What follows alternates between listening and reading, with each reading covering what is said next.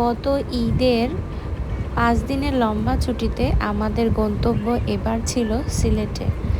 তো সিলেট শহরটা আমার কাছে এবার পুরোপুরি নতুন। আমি এর আগে কখনো সিলেটে আসিনি।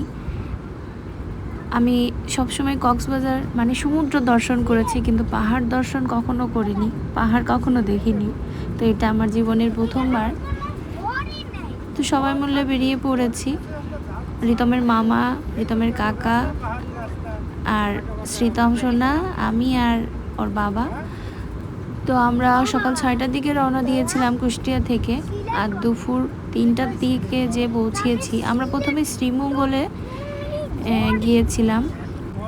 শ্রীমঙ্গলের গ্র্যান্ড সুলতানে আমরা থাকবো, তো সেই উদ্দেশ্যেই আমরা এখন যাচ্ছি। আমাদের জার্নির টোটাল 10 ঘন্টাতে রিতমের কমন প্রশ্নই ছিল যে বাবা আর কত দূর, আর কত দূর। মানে এত দীর্ঘ টাইমের জার্নি আমরা কখনোই আগে করিনি, কিন্তু তারপরেও নিজস্ব গাড়ি ছিল, এই জন্য কষ্টটা সেভাবে হয় নাই।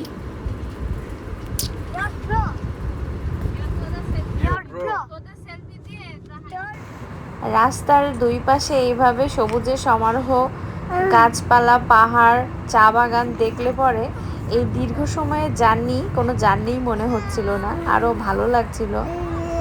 ছোট মনি এভাবে শুয়ে বসে কোলে নিয়ে এভাবেই 10 ঘন্টা পার করে দিলাম আমরা। আর বলতে বলতে চলেও এলাম আমাদের হোটেল গ্র্যান্ড সুলতানে, যেখানে আমরা থাকবো 2 দিন। সিলেটের 5 দিনের ট্যুরে আমরা টোটাল 3টা হোটেলে ছিলাম। তো এটা আমাদের ফার্স্ট হোটেল গ্র্যান্ড সুলতান, যেটা শ্রীমঙ্গলে অবস্থিত। তো তোমাদের সাথে সবগুলোই শেয়ার করব। সবাই আশা করি শুরু থেকে শেষ পর্যন্ত দেখবে, অবশ্যই ভালো লাগবে। আর আমি ওভারঅল 3টা হোটেল থেকেই রিভিউ দিব কোনটা কেমন লাগলো। তো এখন আমাদের এন্ট্রি হচ্ছে, গেট থেকে আগে সব কিছু স্ক্যান করবে, তারপরে আমাদের ভিতরে ঢুকতে দিল। এই রিসর্টটা অনেক বড়, শুরুতেই এক নজরে দেখলে ভালো লাগছিল। এখন ভিতরে কেমন চলো দেখি।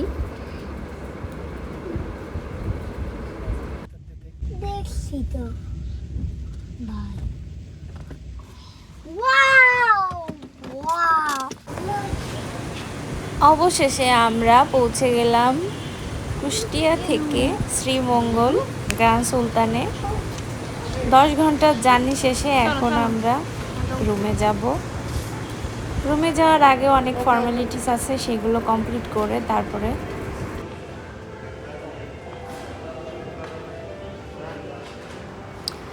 এইটা ছিল হোটেলের লবি। আর রিতমের বাবা এখানে চেক ইনের জন্য সব রেডি করছিল। এরপর এখান থেকে আমাদেরকে ওয়েলকাম ড্রিঙ্কস দিল সবাইকে, যেটা খুবই রিফ্রেশিং ছিল। এখন আমরা যাচ্ছি আমাদের রুমে।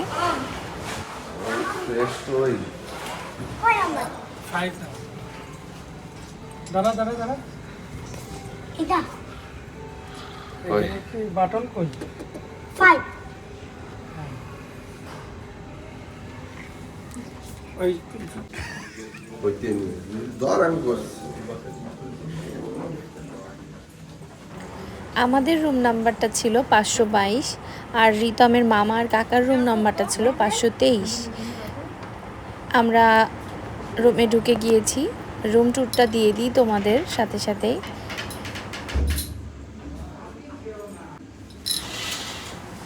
বাথরুমে ছিল একটা বাথটব,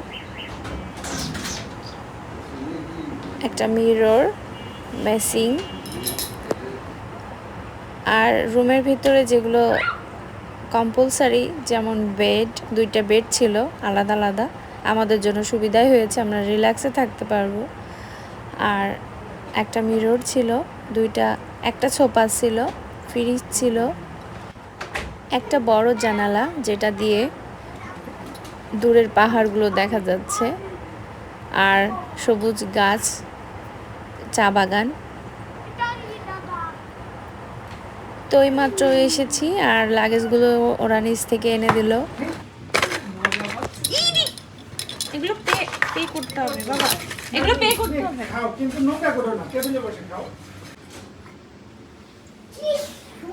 বাবা এটা ওপেন করো তো একটু ফ্রিজটা। এগুলো টাকা দিয়ে কিনতে হবে। এই যে এটা হলো খুলো না এটা হলো এমএন। এগুলো চার্জেবল, মানে এগুলো তোমাকে পে করতে হবে, কিন্তু শোনো মা, এখানের এইগুলা হচ্ছে কমপ্লিমেন্টারি, মানে এগুলোর জন্য তোমাকে আলাদা করে পে করতে হবে না। মা আচ্ছা, রুমের এই সাইডে একটা ক্যাবিনেট আছে যেখানে কাপড় চোপড় রাখতে পারবো। অনেক বড় ক্যাবিনেটটা। আর এই পাশে একটা লকার আছে আর জায়নামাজ। একটু দেখি।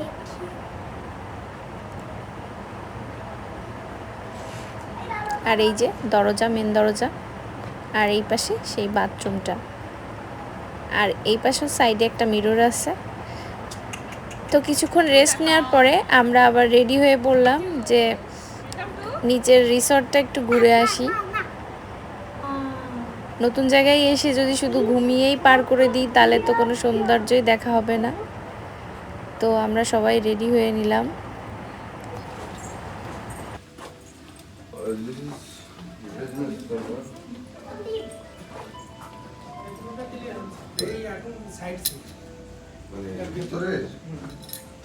ভেতরটা তো অনেক বড়।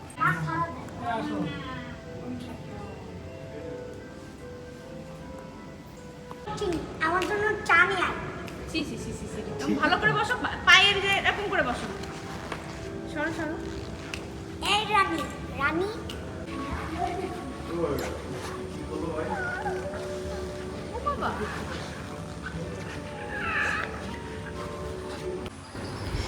রিসর্টের সামনের দিকেই এই প্লেগ্রাউন্ডটা ছিল, যেটার অধীর আগ্রহে রিতম অপেক্ষা করছিল। প্লেগ্রাউন্ডটা ভালোই, খুব বেশি ছোট না আবার খুব বেশি বড়ও না, আর খুব ক্লিন ছিল।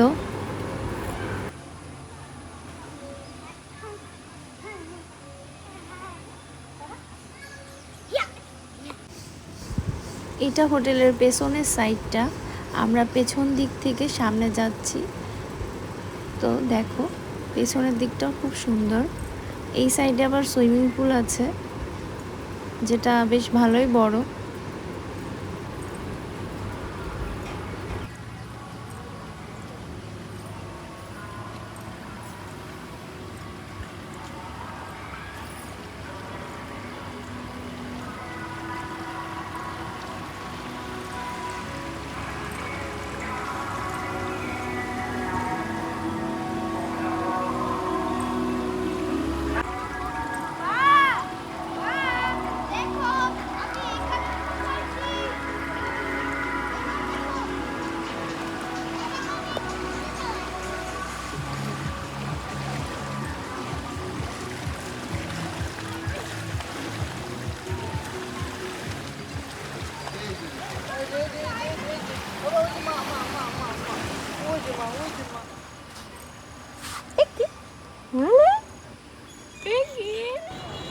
আজকের দিনের সব থেকে ইন্টারেস্টিং পার্ট ছিল এই জাকুজিতে সবার স্নান করা, যেটাতে সম্পূর্ণ গরম জলের সিস্টেম ছিল।